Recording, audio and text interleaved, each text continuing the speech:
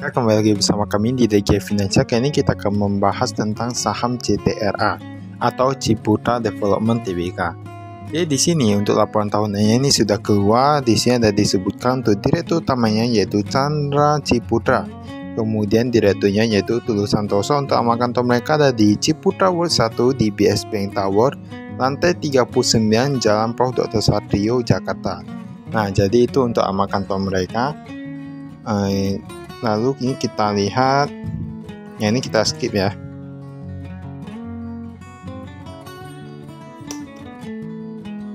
Nah, di sini dia dikatakan tuh nilainya jutaan tapi bentuknya rupiah. Untuk asetnya ini kayaknya ada sedikit peningkatan dari 9 triliunan menjadi 10 triliunan. Ini untuk kasnya ya. Untuk kasnya yang aset lancar, kas dan setara kas. Lalu kita lihat untuk total aset lancarnya. Tahun lalu hanya sekitar 23 triliunan, sekarang menjadi 25 triliunan. Jadi artinya ada peningkatan, tapi ini untuk yang aset lancarnya. Untuk persediaan, mereka pun mengalami peningkatan dari 11,6 triliunan menjadi 12,1 triliunan. Nah, ini persediaan meningkat, aset lancar meningkat, kas meningkat, semua is oke ini ya. Semuanya ini cukup bagus. Untuk tanah untuk pengembangan. Tanah untuk pengembangan ini pun meningkat dari 7,4 triliunan menjadi 7,5 triliunan. Wah, ini soal rata-rata meningkat loh, kecuali yang properti investasi. Properti investasi ini agak menurun, paling menurun ratusan miliaran saja. Total aset tidak lancarnya dari 18,2 triliunan menjadi 18,3 triliunan. Artinya ada peningkatan juga. Total asetnya dari 42 triliunan menjadi 44 triliunan. Ini semua rata-rata cukup bagus ya. Untuk utang bank jangka pendeknya kita lihat. Nah, ini agak sedikit mengalami penurunan 369 miliaran sekarang menjadi 311 miliaran. Bahkan untuk yang jangka pendek meningkat sedikit, jangka panjang wah ini meningkat ya ternyata ya. Untuk total hutangnya dari 21 triliunan sekarang menjadi 21,4 triliunan. Jadi dia ada sekitar penambahan 400-an miliaran. Tapi masih oke sih kalau kita bandingkan dengan ekuitasnya dari 21 triliunan menjadi 22,6 triliunan. Nah, jadi ini cukup banyak ya untuk peningkatannya. Tapi sebenarnya yang kita lihat nanti itu penjualannya. Seharusnya meningkat ya kalau kita lihat penjualannya. Dan ternyata meningkat sedikit dari 9,1 triliunan sekarang menjadi 9,2 triliunan. Memang rata-rata kalau kita lihat untuk saham CTRA ini pendapatannya itu ataupun labanya itu rata-rata tetap meningkat ya. Dan nanti kita lihat apakah tahun ini menurun. Untuk laba usahanya, wah ini ternyata menurun ya. Ternyata menurun dan laba tahun berjalannya dari 2 triliunan sekarang menjadi 1,9 triliunan. Artinya dia ada berkurang paling kurang lebih 100-an miliaran. Tapi masih gak gitu beda ya dengan tahun lalu ya. Ini penerimaan dari pelanggan dia meningkat. Nah, dia karena penjualan meningkat jadi dia meningkat. Lalu ada pembayaran kepada pemasok, kontraktor, gaji dan tunjangan karyawan dia meningkat dari 3,6 triliunan menjadi 4,1 triliunan.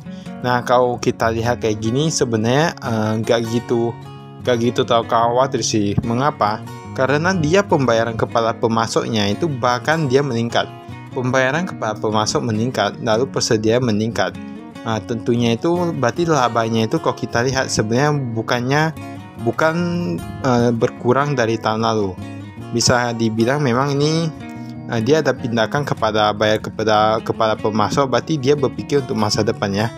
Karena dia mau bangun proyek lagi mungkin untuk yang tahun depan. Nah, ini ada dikasih tanda 1, 2, 3, 4 di sini untuk yang persentase kepemilikan. Nah, ini ada yang baru nih, ada yang di Jakarta PT Ciputra Cita Karya Nusantara, kemudian ada beberapa juga di sini.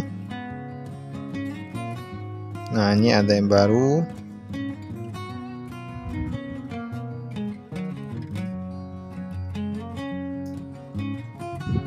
Nah, ini kita lihat ya, ini kita skip dulu. Langsung pada yang kas dan setara kas.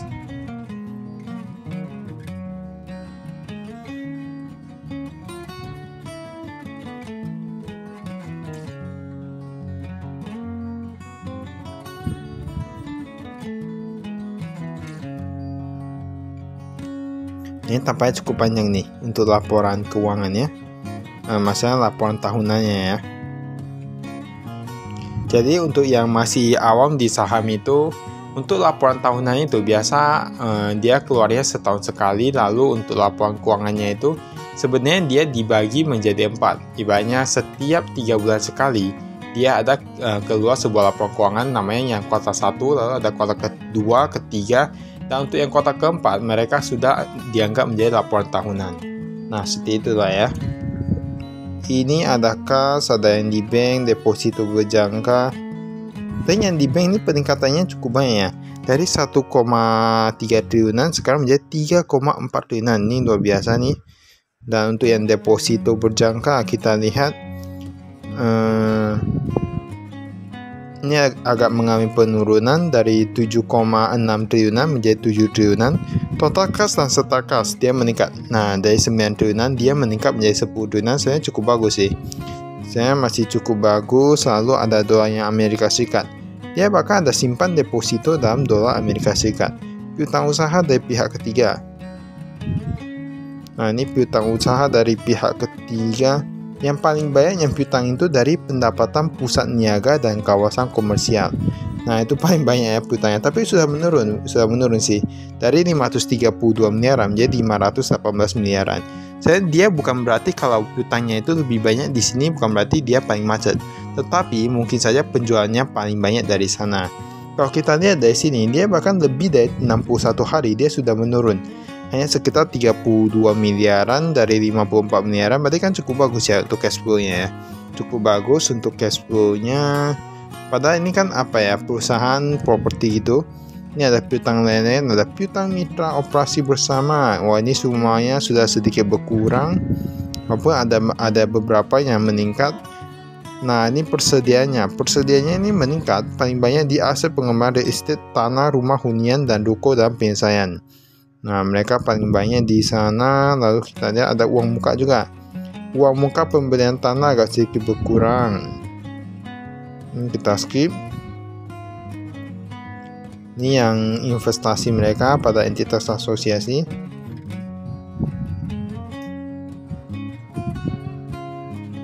Tanah untuk pengembangan. Nah dari 7,4 triliun menjadi 7,5 triliun. Ini saya cukup banyak nih. Nah, ini ada Medan, Surabaya, Sidoarjo. Nah, yang ini meningkat genus dan entitas sana. Tapi menurut kami ya, memang untuk yang Citra Land ini untuk beberapa daerah kami lihat proyeknya ini cukup bagus. Mengapa? Rata-rata proyek yang dibangun oleh mereka itu memikirkan bagaimana caranya agar bisa menjadi sebuah hunian yang nyaman dan ibaratnya mewah gitu ya. Mewah, nyaman, dan oke. Ibaratnya brandnya itu ada. Seperti Citra Land Bagia dan lain-lain. Nah itu kan mereka menawarkan sesuatu yang agak cukup berbeda sih kalau menurut kami dibandingkan dengan kompetitor lainnya, karena ada brandnya. Brand awareness-nya tinggi nih. Ini ada modal saham. Wah, modal saham PT Sang Pelopor ada 53%, 53,31%. Lalu ini ada beberapa untuk manajemennya tadi gak gitu banyak. Ini gak gitu berubah sih untuk yang manajemennya, walaupun ada sedikit peningkatan dan lain-lain.